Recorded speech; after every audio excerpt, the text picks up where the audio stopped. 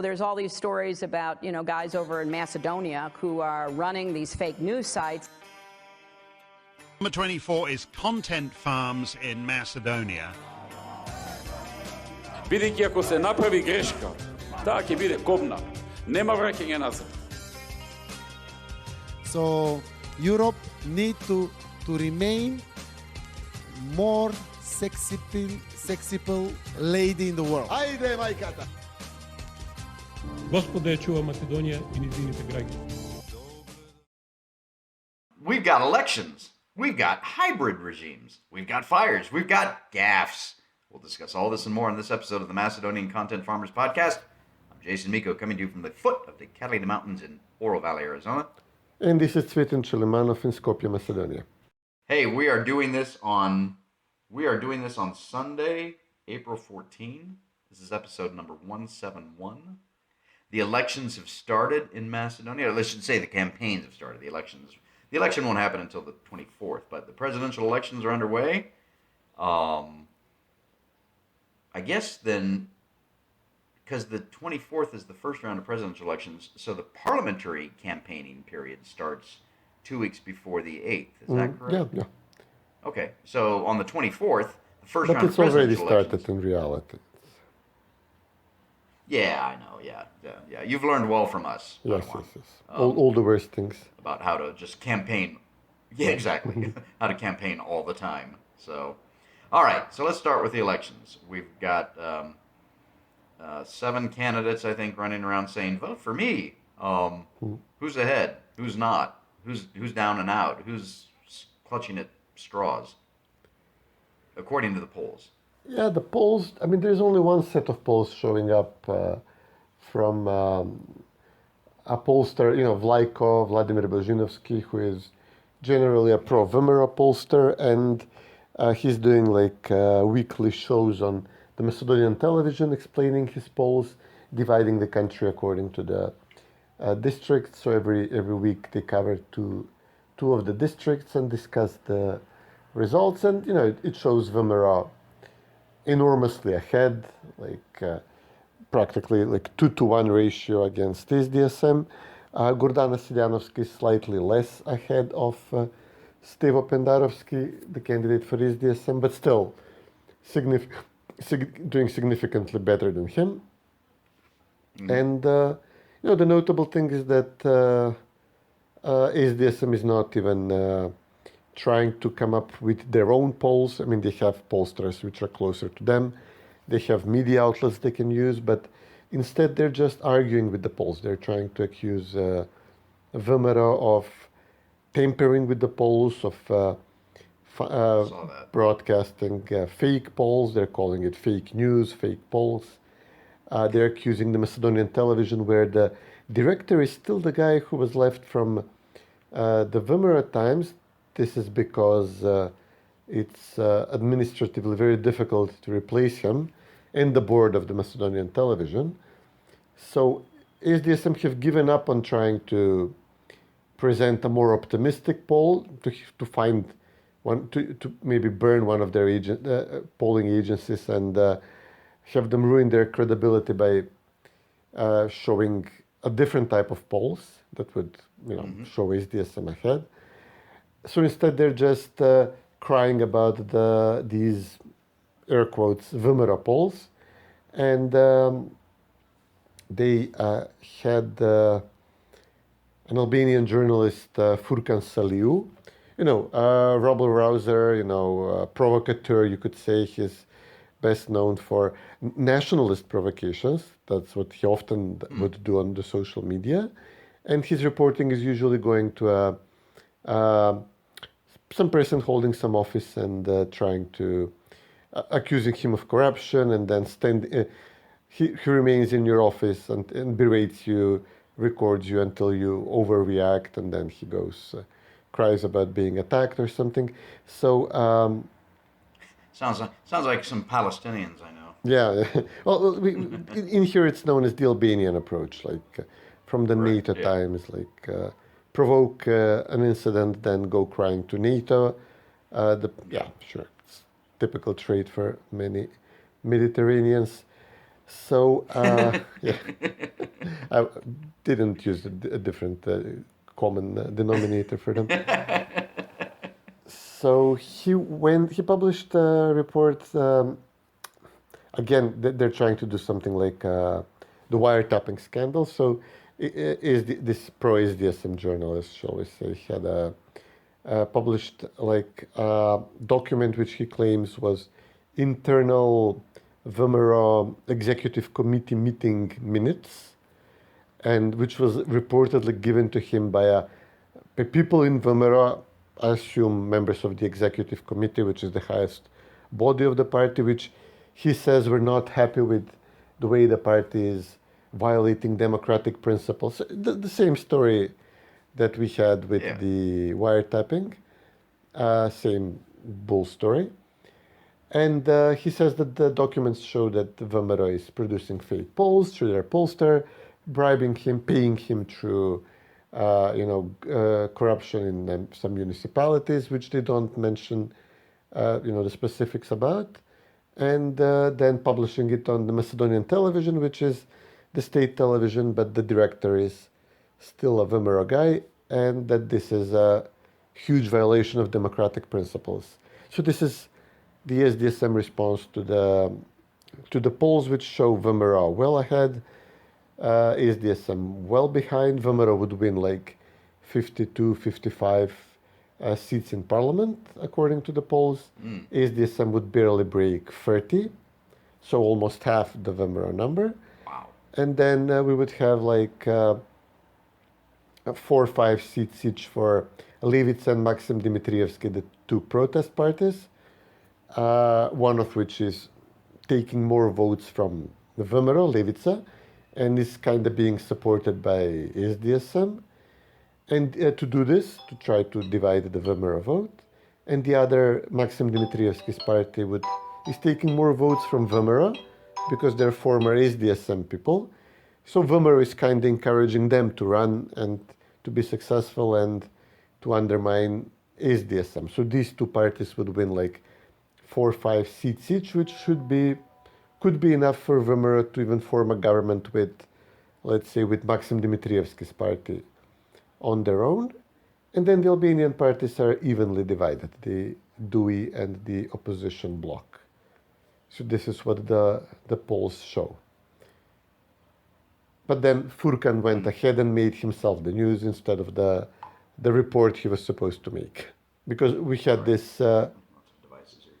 Sorry? Go ahead. No, go ahead. Lots of devices going on and off here. Okay. Oh. For a boomer can't handle his devices. You can never have too many devices, Jason. You should know that. So then I am a baby boomer. I'm on the end of the baby boom spectrum. So toward wait, what was the next? What am I? Gen Z. Gen X, right? Gen X. Okay, Gen yeah, I X, got them confused often. Yeah, sorry. And then Furkan went ahead and made himself the news instead of this huge report he was supposed to make. This was the biggest. This was a big scandal for a few days. So this journalist, who is also a fan of football, the Albanian national team, the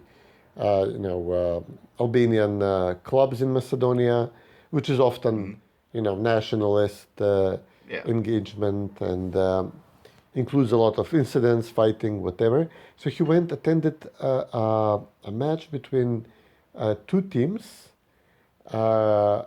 one Macedonian, one Albanian, which was very important because the Macedonian team is trying to get in the first league, and their opponent is a different Albanian team, which Furkan supports. So, and this Macedonian team, Kumanova, he kept having very serious troubles when playing Albanian teams, who were all trying to undermine Kumanova to help the Shkindija, the Albanian team, get ahead and join the first league. And this means attacks, aggressive behavior on the pitch, off the pitch. This is a lower level football league in the Balkans. You can imagine it's pretty rowdy.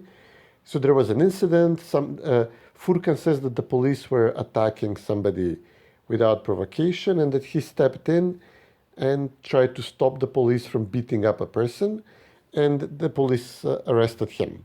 The police say that he attacked them while they were trying to, have people stop people from fighting each other.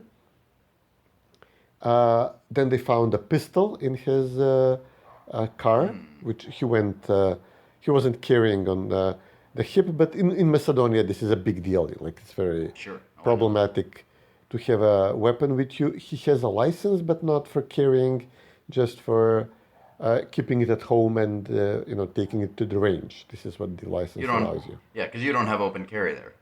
We don't have almost any carry. It's super. You don't have a First Amendment, so. We have. Second Amendment. Yeah. Sorry, Second Amendment. Yeah. We also don't have the First Amendment, so. But they're connected. You can't have one without the other. Yeah. So as soon as he was arrested, SDSM people, Albanian supporters, Infomax, this news site, which is now largely supporting, which used to be VMRO, but they're now largely supporting SDSM, and had Furkan as a guest on their show just the day before the arrest. This incident, they go to the police station. They're making a huge ruckus. They are having like these dramatic live feeds in front of the police station. They immediately had, like, through the pro-SDSM journalist unions, they immediately had like some international organizations for protection of journalism accusing, because VMRO now has the position of interior minister, to make sure that there is not too much abuse of the police before the election. Not too much. You said not too much, just enough. So. Yeah, just the right amount. Yeah. But he's not very powerful. Obviously, the ministry was controlled by SDSM for so long, like since 2016, and he only gets to appoint a few people to his cabinet and to local police commissioners. But now immediately there is a story that VMRO were caught red-handed, making some tremendous crime with the polls. It's very difficult for SDSM to explain what the crime exactly is, even if VMRO had a friendly pollster to do polls for them. I mean, every party has a pollster. Sure. And they say that this muckraking journalist who caught VMRO in this tremendous crime, allegedly, and that he is now attacked and arrested by the police because he made this huge revelation. So this is now what they're trying to do. They're trying to appeal to the this colored revolution, urban Skopje crowd that police is beating innocent journalists. Macedonians are responding, guys, this is a nationalist Albanian. He was carrying a pistol. He is provoking the police. He's provoking Macedonians often in his social media comments. I mean, you can't possibly be buying this BS story from SDSM. To the point, the reaction was such that we are practically, you could be excused to believe that the guy went there planning to get arrested by the police, to provoke the police and have this story play out in this way. It's not something that would win the elections for SDSM, but this is what they got. This is what they're trying to do right now. Yeah, and I suspect that we'll see more of these little instances as we get closer to May 8. Exactly. Yeah. Oh, well, that's interesting. And so, but is he in jail right now? Or is No. He was just detained for a few hours. It's nothing. I mean, even participation in a police in a football riot scuffle, like, it's not. Yeah. Even if you assault the police, and they don't say he assaulted us, he tried to prevent us from doing our job and like kicked us while we were scuffling with him. I mean, it's not nothing. The pistol charge, it's not nothing, but the rest is a relatively minor thing. Huh. Okay. Well, we will. Yeah. I mean, I think what you're saying here is Citisa is going to, and frankly, Dewey, they're going to try and do as many of these. They know they're losing power. They know that the public is fed up with them. They know that they are corrupt, but they're going to try and point the finger everywhere else but at them. So, and then we have this Freedom House. You know, take what you will of Freedom House, of course, but I used to like them, not anymore, obviously, but they were a proper anti-communist organization. Yeah, true. Yeah, way back when. But they have ranked Macedonia as a hybrid regime now. Yeah. Because of, frankly, the amount of high-level corruption and organized crime allegations. That's a quote, I think, from one of the reports. And of course, the Albanian opposition in Macedonia is pointing at Dewey, saying, "You're the reason that," and they're not wrong, of course. Yeah. Dewey's been in power for basically since Ali Ahmeti came out of the hills and traded in his fatigues, which he gave to Peter Faith, the Dutch diplomat, and to put on a suit. They have been engaged in corruption of one level or another, and it's been getting more and more brazen and more open and more grand in terms of its size and the amount. And with it, of course, corresponding, it seems to me, tell me if I'm wrong, it seems to me a corresponding increase in just crime, general crime, murders, attempted murders, shootings, robberies, the whole drug trade, etc. So, since they've been in power. Yeah, the day Furkan was arrested, we also had the Dubai police arrest this major drug lord from one of these two gangs in Skopje which are shooting at each other. Every few weeks there is a major, significant gun attack. A mafia shooting in Skopje, including in shopping malls, including across the border. Eastgate seems to be a favorite. Yeah, it's Albanian funded, and Ramush Haradinaj, the Albanian UÇK commander, was at the opening of the mall. And we have frequent incidents. Cars were torched in the mall. We had gangsters killing each other in Greece in a resort, Macedonian gangsters in shisha bars. It's a pretty significant problem. We had this election season now, we already had because it's for the first time we have, in a long time, we have the two Albanian parties pretty even. The last time this happened was in 2008 when VMRO favored DPA as their partner. They wanted to get rid of Ahmeti. And DPA were generally weaker in the elections, but they were in power with VMRO, so they used their police influence to try to have the usual ballot stuffing that was going on in the Albanian villages go their way, not the Dewey way. And there was a lot of shooting. There were 3 or 4 people killed. DPA obviously says, listen, we were not the worst in this incident. The Dewey were dishing it out as much as they got and even more. But because they're more savvy with the diplomats, they made us look like savages and they're the nice guys. So this was the last time Dewey actually faced some opposition. This time, again, they faced opposition. And, the interior minister, this is actually his job, not to, get involved in with the stupid journalists. But he has been trying to appoint a head of police in Tetovo. Because he says, listen, this is going to be ground zero for ballot stuffing and possible incidents between the two Albanian blocs. And the government is blocking him from appointing a new commissioner, which means we can seriously expect trouble in Tetovo on election day, in the villages around Tetovo. And Gostivar, this covers this entire Polog Valley, the majority, where most of the Albanians live.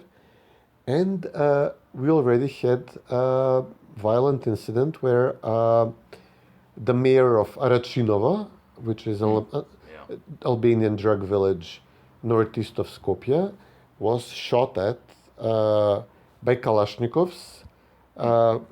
Him and the entourage, somebody was shot. Somebody from the entourage was hit while they were walking through the village. Somebody from a moving vehicle opened fire. So yeah, we had a legitimate incident allegedly between two factions of the Dewey party. One of these guys was probably trying to side with the Albanian opposition, which includes a splinter faction from Dewey, people dissatisfied with Dewey and Ahmeti, who formed their own party. And so these two groups who control the village, who belong to the same party, but they opened, one of the groups tried to assassinate the mayor of a pretty large, pretty significant, historically important, criminally important municipality near Skopje. So we're going to have a lot of trouble. Yeah, in I the mean, elections. yeah, shooting in elections should raise concern. Shooting at and wounding public officials or members of their entourage should raise significant concerns. And yeah, between now and April 24, which is a week and a half away, and then May 8, yeah, I think we're going to see more of this. And it seems to be all on one side. Hint, hint. Wink, wink. Nudge, nudge. Say no more. Yeah. So, okay. Well, we will continue to monitor that. And but the election's in full swing. The campaigning, I should say, is in full swing. April 24, first round presidential elections. May 8, both Wednesdays. Also, the second round of presidential elections, parliamentary elections. Also, congratulations, Macedonians! It's 2 more holidays for you.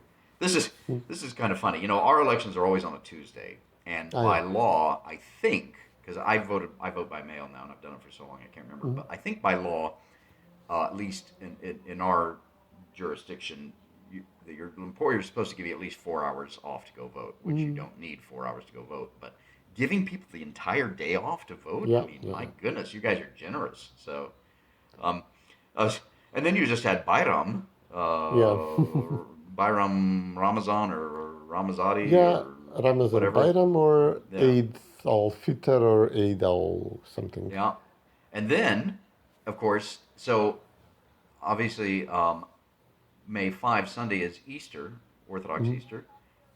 Is Friday or Monday or both then a holiday? Yeah. May 3rd and May 6th. It's possible we have turnout trouble because, you can just connect so many holidays into one big the whole week pile off. and just use just a few of your work days to have maybe 10 days vacation, and this could mean that some people will not be back in time to vote. Yeah, interesting. Well, actually, I'm listening to a History of Rome podcast. I mean, Cvetin, we're guys. We think about Rome every day. Of course. In the Macedonian Empire. Exactly. But the Mike Duncan, the podcast host, was taking a break in his history. It's a chronological history to go, daily life of Romans and whatnot. And this was fascinating to me. They didn't have a, work 5 days, 2 days off type thing. Yeah. It was basically they worked every day, but they had a ton of holidays, mostly religious holidays because they had so many gods.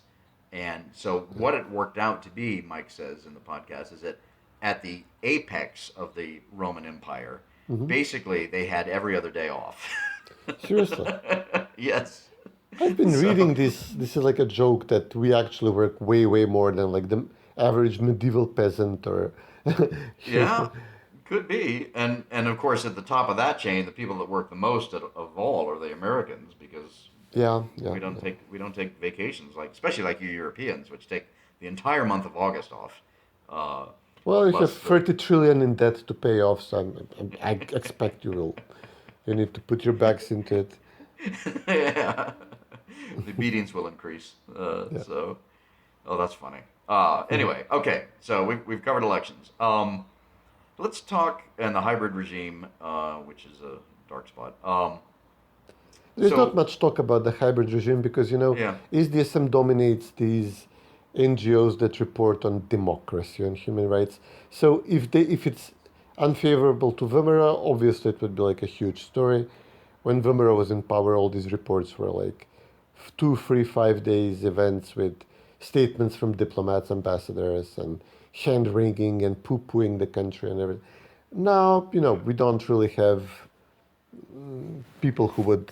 We cannot expect like the State Department to issue a statement on this, or the ambassador. The ambassador came out and she said her main concern is that her friends in Dewey, who gave her the Bechtel deal, that everything continues according to plan, and she came out and she kind of like acknowledged that VMRO is going to win.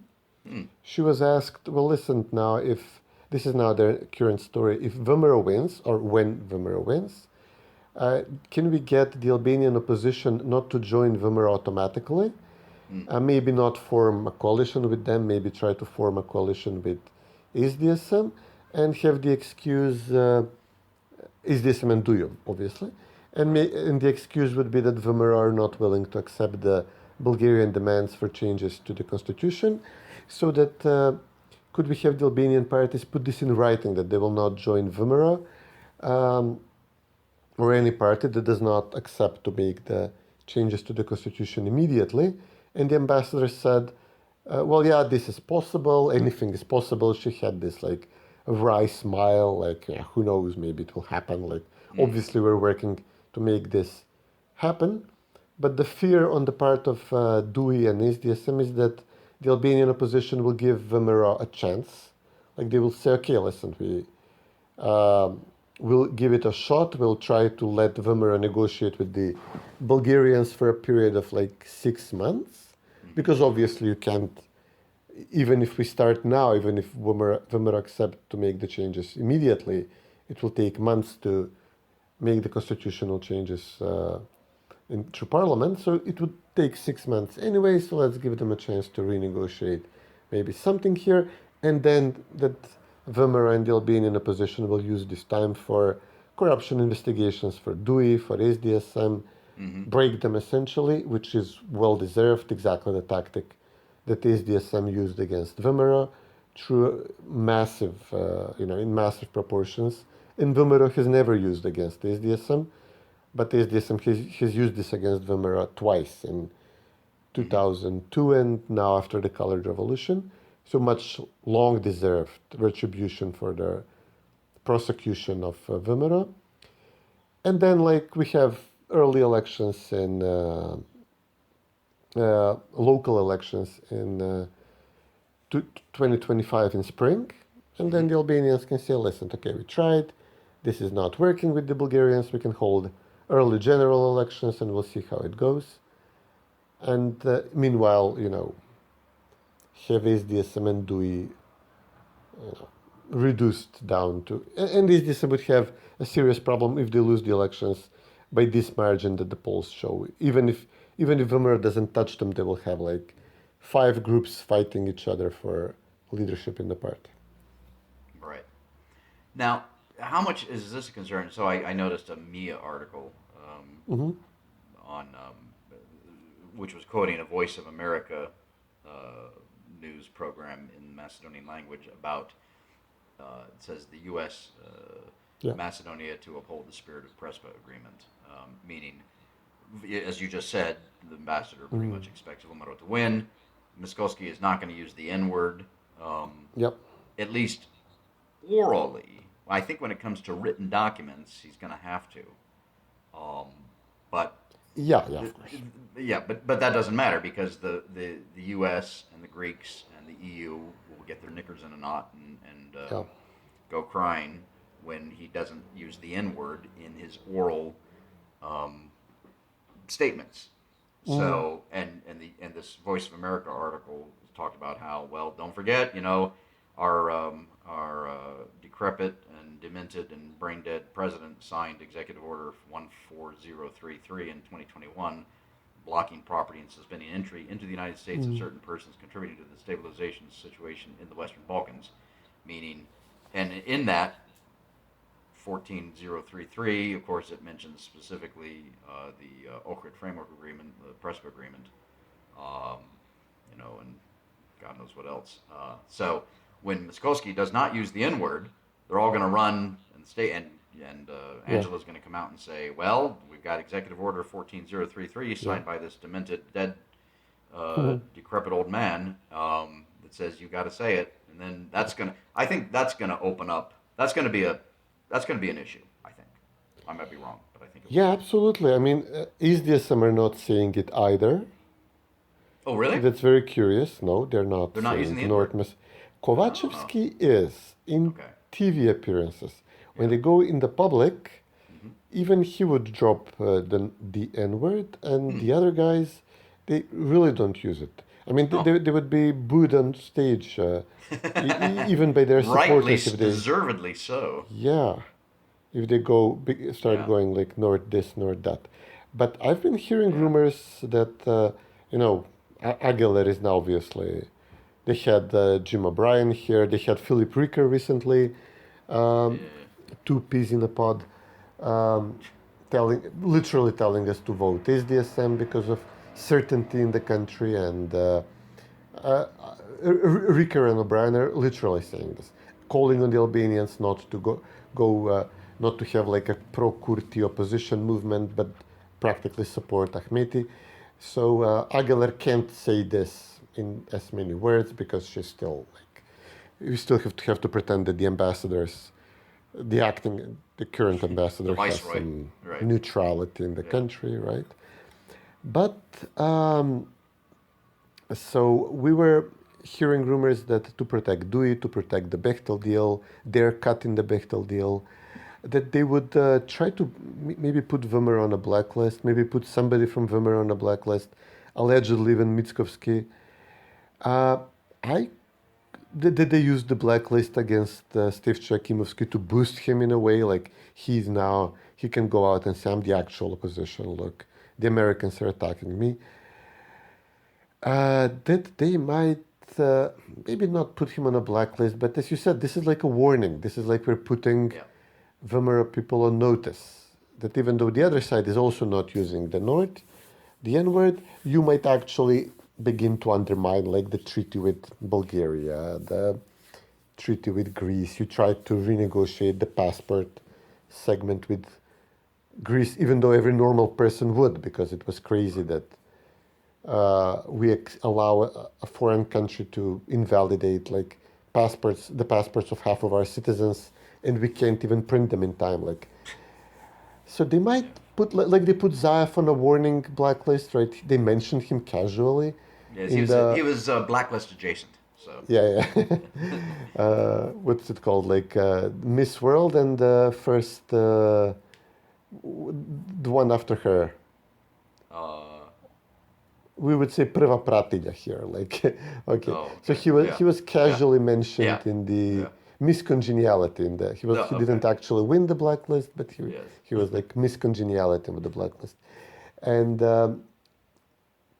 maybe they mentioned Mickovsky in some fashion that he will be on the list if he starts undermining these things. Of course, I mean, or just push the Albanians not to join him in coalition. Well, and frankly, though, if he gets Maxim's party and Apasiev, which there's issues, fraught with issues in negotiating with those two, to get 61, then they don't need the Albanians. Apasiev is extremely negative toward VMRO. It's like SDSM are also saying this about Maxim. Okay, he was one of ours, but he's now recently left us. He's attacking us with vitriol, like Levica is attacking VMRO with vitriol and ignoring anything else in the country. So it's going to take time for them to come around. Right. But I could actually see people, if SDSM has a serious bust up in the party after the elections, I could actually see members of parliament belonging to a faction of whoever loses the leadership challenge, if there is then a protracted leadership challenge in the party. There is Kovachevsky, the nominal leader. There is Oliver Spasovsky, the former interior minister from Kumanovo. There is the faction of Zaev, obviously. Zaev has Vinko Filipče, the former healthcare minister, run as his stand-in. And it's very possible that Vinko Filipče will make a leadership challenge after the elections if he does relatively well in the southeastern district where he is representing Zaev, while, let's say, the other people crash and burn like his challengers, lose by a wider margin in other parts of the country. That's unlikely because the southeast and the east in general is more patriotic Macedonian, but they can try with some minority votes to make it look like he didn't lose by as much as maybe Kovacevsky lost in the Skopje, in the main Skopje district. Then we can have Pendarovsky. He will get the votes of at least one of the Albanian factions in the second round, unless there is a boycott, which is also a possibility. And then he would say, listen, guys, I won like 300,000 votes, and the party won like barely 220,000, something like that. So obviously I'm the more popular, have a broader appeal to the public. Shekirinska could, she was practically gearing up for a presidential run, and then decided not to do it, but she actually started like a PR campaign. Maxim could try take over SDSM, that's even a possibility, with the help of Crvenkovsky. Milezicevic, the intelligence officer who is now supporting Kovacevsky, he has been toying with a presidential run. He could even try to take over the leadership.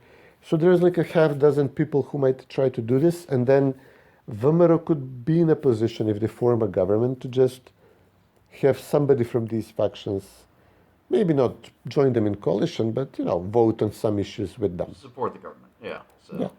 They can say, we will support the government to prevent this particularly nationalist Albanian faction demanding this particularly ugly concession to the Albanian nationalist agenda from happening. So this is why we'll vote just to support the government to stay in power, something like that. Well, this is something, it's there in plain sight that if the Macedonians, the parties, were to get together and say, for the interest of Macedonia, we've got to block these extreme nationalist Albanian parties in our country, they could do it. They have the votes. It's just a matter of putting aside your petty differences and whatnot. But the problem is that SDSM is so beholden to the State Department and the EU and the EU and the State Department both want, for whatever reason, like to kowtow to the Albanians, and that's why we're in this situation. I mean, it's very debatable the extent to which SDSM can be considered a Macedonian party anymore. That the people who support them can be considered Macedonians, that we have speak the same language more or less, and nominally belong to the same religion to the extent that you uphold it or respect it. But they are obviously eager to side with the Albanians against us, with any neighboring country, to undermine the majority of the Macedonians, to dump, on the rural, more patriotic, more family-oriented Macedonians, to to arrest us, to imprison us for. But these are the same things we see in the United States. Of course, it's like the late Charles Krauthammer, praise be upon him. One of his best articles, I think, was "Decline is a Choice." We have a choice in this. You have a choice. We have a choice. And I don't know what our friends on the left, the progressive left, really get out of this, or do they just hate life that much? Maybe it's that simple. Yeah. They just absolutely hate life, and so they want to bring, misery loves company, that type of thing. So we had recently the death of Mirko Popov, this techno musician, right? Who he became best known for is the voice of this urban Skopje, Skopje of techno music, of drugs, of post-national, post-religious non-identity, and he had, his main, when they asked him, what would you do if you had power in the country? And he said, I would burn all the churches down. How do we belong to the same? I'm not a super religious or church-going person, but how do you even square this circle? If this is his. But you're a believer. First response. Yeah. I mean, of course. So that's fine. Yeah, that's the ultimate. But yeah, so I mean, what he represented is what Solzhenitsyn warned against for Russia, is that the Bolsheviks, the communists, Stalin, Lenin,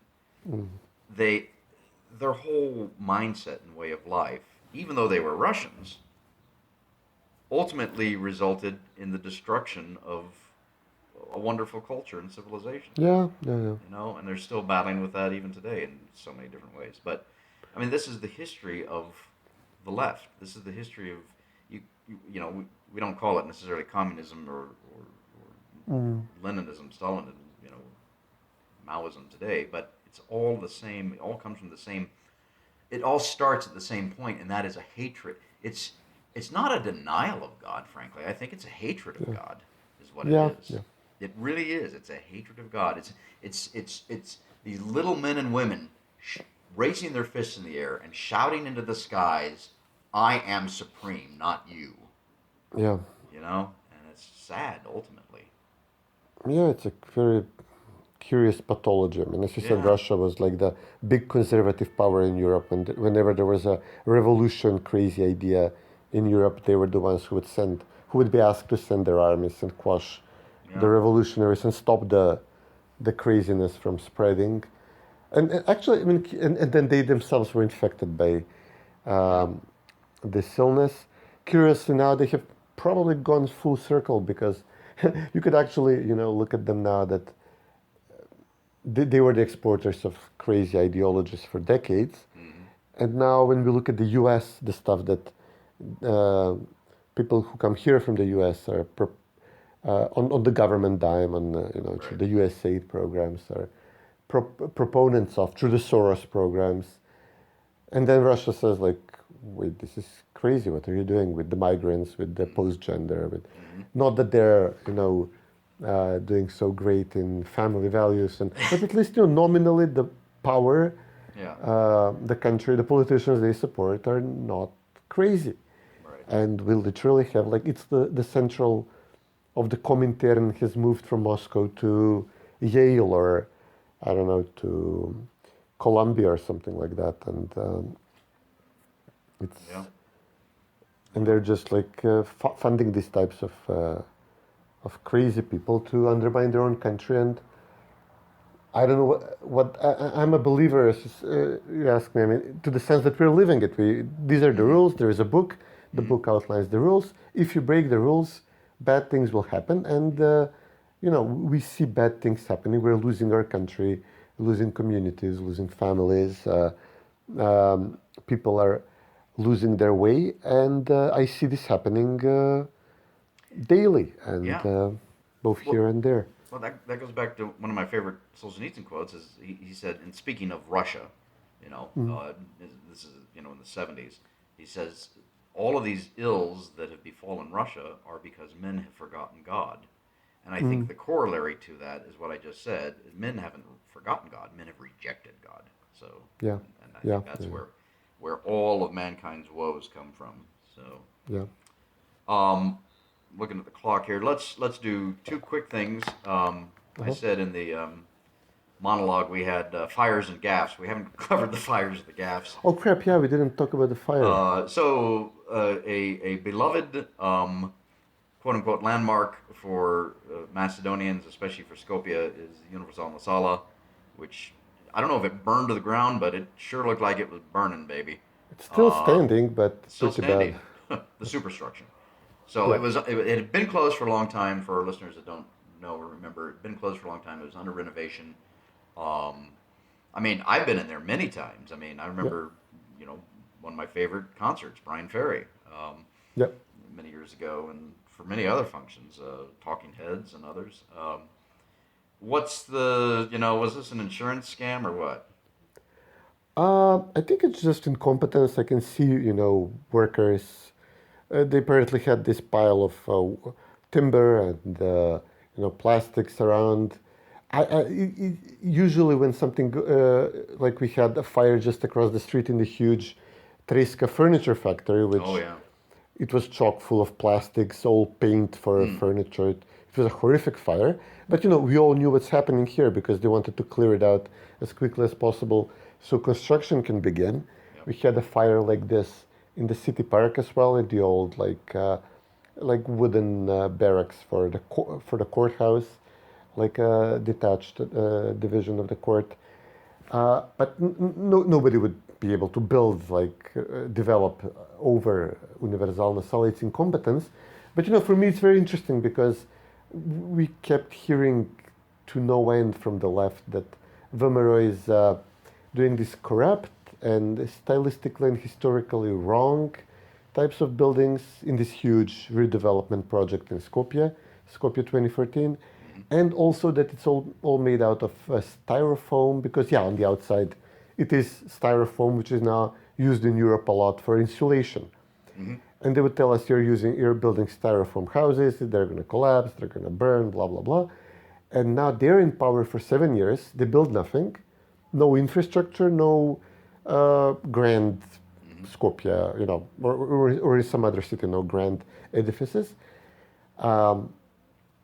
And just before the elections, they had people who were actually very involved in this narrative, like Juner Ismail, head of their culture commission, who was attacking Skopje 2014 all the time. I say, okay, you guys now, you're going to show us how you build on time, without corruption, in this maybe modern brutalist style or whatever your preferred style is.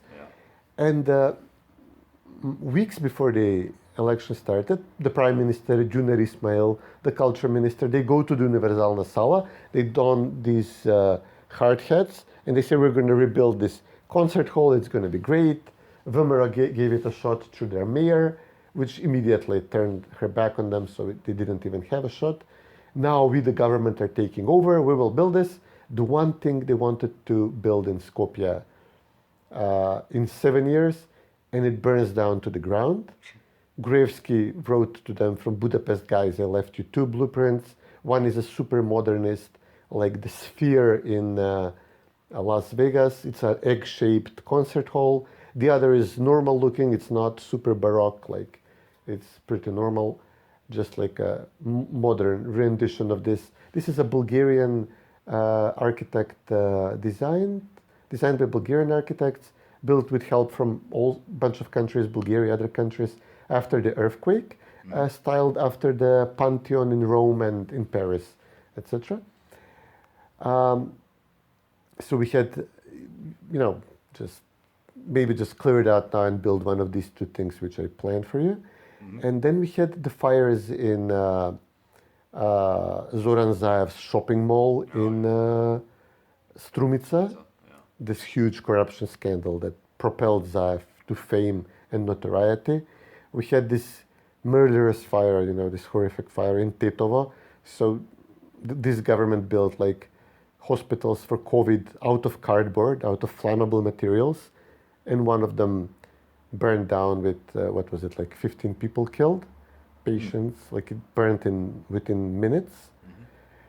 We had the fire in, that's this bus that caught fire in Bulgaria, coming from Istanbul to Skopje, but again, a company close to the government that was supposed to be inspected more frequently and wasn't.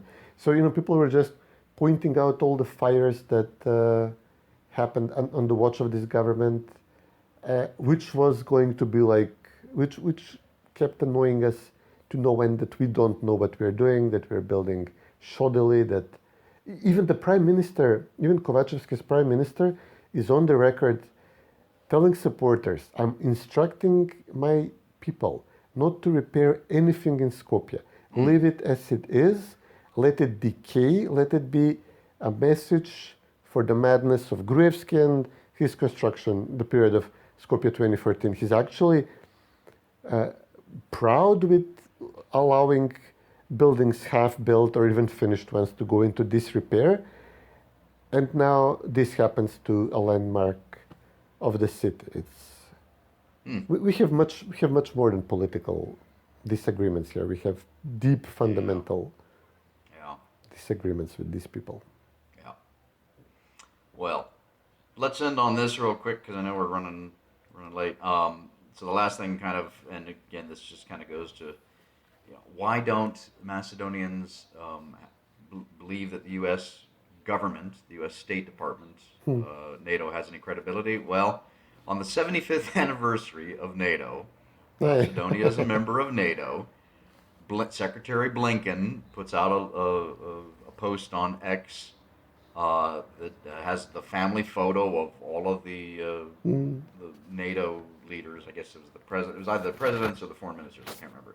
And it says, congratulations, NATO 75 or something like that. And then all the flags of all the 32 member countries, except for Macedonia. Macedonia's flag was not there, and in its place was the Northern Mariana Islands. Which in between Norway and the Netherlands. Exactly, which are it's an American territory, and it looks like it's about Well, so are we. 2,500, 3,000 kilometers east of the Philippines, so in the middle of the Pacific. And the State Department, whoever put out the tweet, got lambasted over that. And of course, no apology, no explanation. Tweet comes down an hour or two later, new tweet goes up with the Macedonian flag. And it's just kind of, oh my goodness. Do this territory, this island territory, at least have a governor appointed by the U.S. or because we have a governor, but we have to call her ambassador?